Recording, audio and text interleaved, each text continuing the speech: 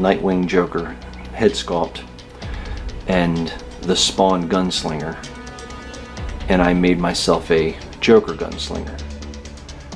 I figure I'll do this video this way to talk about it a little bit, see if it does any better with, you know, because I know if I make it too long, personally me as well, I wouldn't want to watch it either, the making of this. I have all the footage for this as I made this step by step just about, without making it too long, so I may put that up in two different things. The painting of the figure, and then maybe the making of the diorama. But anyway, here's my Gunslinger Joker. I don't know. There was a lot of detail on this when I picked it up in the store. Originally, when I saw the Gunslinger Spawn, I did not like the Gunslinger Spawn, but when I saw it, I thought, you know what? Why don't I make a Batman with this sculpt, with a decent Batman head sculpt? But I said, no, I'm tired of doing Batman. So I said, oh, let me do a Joker. So I don't know. I'll get some close shots here. I don't know, but I don't know if anybody, I don't know if you can see it or not. I don't know how I'll close this. Well, I'll just take it off. There we go. I don't know if I'm going to make a shadow or not, but this, I mean, every buckle down to the gun. The guns I painted black with a cream colored handle. The head sculpt, and even down there inside the necklace of that was kind of a pain. The buckles here, all the little buckles, I'm not kidding, I painted all of them. That was kind of a pain, and I even made the gold bullet silver. I made the handle for the gun there. The handle, that was a cream. I went with the just kind of a black with a little bit of a blue mixed into the mixture. What I did with the, I didn't even realize there were stitches on the boots when I bought them, because you didn't really see them because they did not highlight the stitches on the boots. So I did everything in a bright silver. Then I went into a dark wash. Everything that's silver on here, I went into a dark wash. The zippers on the jacket right there, if you can see it right there, and the backpack, the belt on outside of the belt outside of the coat. Like I said, the boots. Anyway, back here, man, it shows blue on my screen. I don't know why it shows blue. What I did was, you can see there's little metal,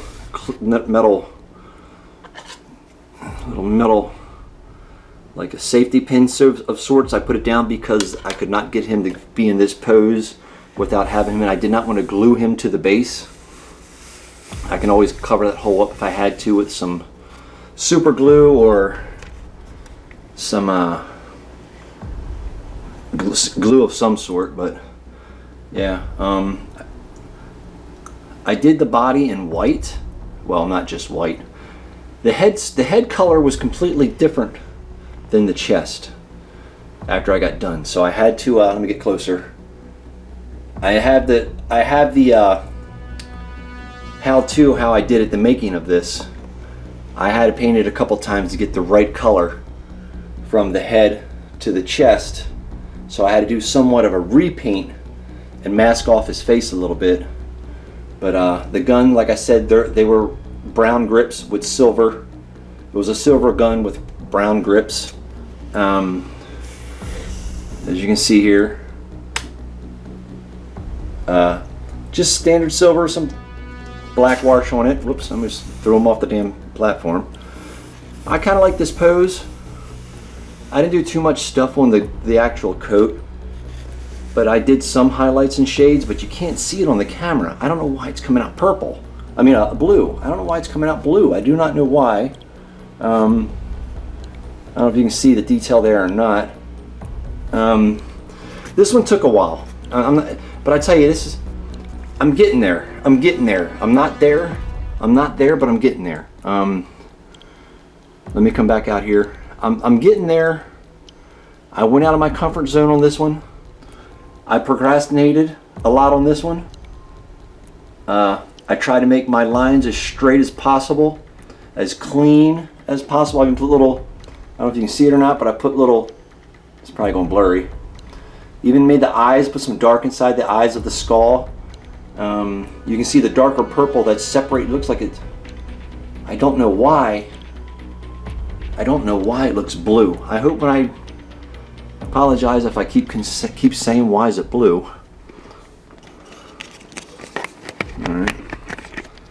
So I got it back on the platform. Okay, let me see. I got it back on the platform, and we'll come back and see. We'll talk about the diorama. All right, so now this is a far shot. It's kind of big. I made it kind of tall, but all this is pink foam in the back there. I do have a making of the diorama. It's just pink foam. It's 1 inch or 1.5 inch, 2 inch pink foam, installation foam you can buy anywhere, and inch for the back wall. And the picture of the Joker back here that's on the garage, all this is what I made the garage out of, I got from YouTube obviously, is corrugated, am I saying that right? Corrugated cardboard. No, this is paperboard. Corrugated paper, if I'm saying that right. I don't know. From Joann's Fabrics. That's the only place I could find it. Everybody else says you can find it anywhere. So I started with, I did not want to go dark again, like I usually been going dark, like my Batman over there and my Skeletor over there. I wanted to go light brick, but looked like it was old, washed, worn out brick. So this is just you draw this on a piece of paper, you cut it out, and then after you cut it out, you just spray it. I'll get some close-ups here. But I tell you, I did use, you see the worn looking like the water damage going down the brick wall? That's pastel. Let me see if I can get a little closer. That's pastel. I know it doesn't, I know you're probably thinking, if anybody sees this, it does this like way more advanced than me, I understand, but maybe that's not where the water will run, but this is my first time. I went out of my element of what I do because I'm afraid to go out of your box, of your creativity box, because then you feel like you're going to mess it up. But that's all pastel. Down here went with a lighter base, like it's on concrete. But after getting the gray down, I went over inside, as you can probably see. I tried to make it on purpose. I did try to make it look like it was busted brick, old-fashioned raggedy brick and mortar is what I did right there, all the way down here, through there, through there. That was actually on purpose. See at the bottom of the garage door? I kind of did it on purpose, but it was kind of easy because this foam is easily manipulated, if you know what I mean. You can easily make this foam raggedy looking.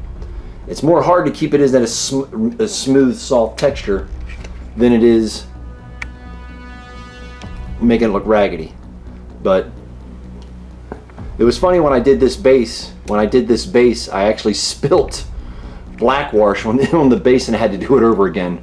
I picked it up and dropped it out of my hand like a dummy. I should have moved the base when I was done with the base, and then I dropped it right on the damn base, and then I had to redo it. But that is nothing but get a piece of paper, cut it out, draw it out, cut it out, cut out your height. I do have, like I said, how I did this sort of video. Maybe I'll put them up separate. I'm trying something different just to see, you know, because I don't want you guys to watch a 40-minute video, but I'll turn around and show you the back about how it looks, what it really looks like in its form here. So here we have, that's the pink foam.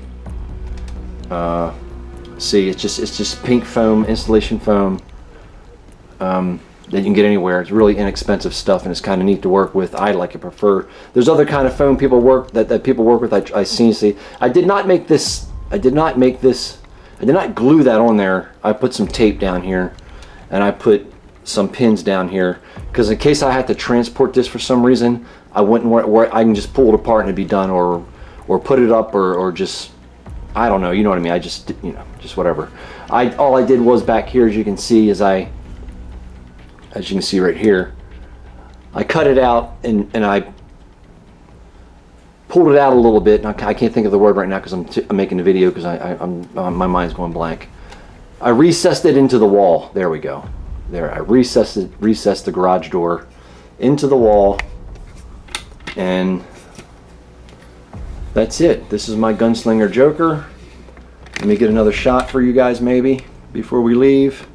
I did not put it on the regular turnabout because it's kind of big, so I did put it on the bigger cake turnabout, the one I bought the first time. But there it is. That's my Gunslinger Joker. He did come with a Gatling gun at first, and I thought I was going to go that route, but I kind of like the actual two guns with the arms out to the side. So thank you for watching. I can't even get in frame here. I can't tell how this looks. Thank you for watching. I will put up, just for whoever wants to see it, you don't have to watch that one. I understand that it can be kind of boring, but whoever wants to see it, I will put up the how I came about to where we're at now. With the stencil in the background with the Joker face was really simple, and my Joker that looks blue on camera but is basically a really nice purple, so that's kind of disappointing, but there we go. Thanks guys, thanks for watching. There's my version, if there's even if there is one, of my Gunslinger Joker with diorama.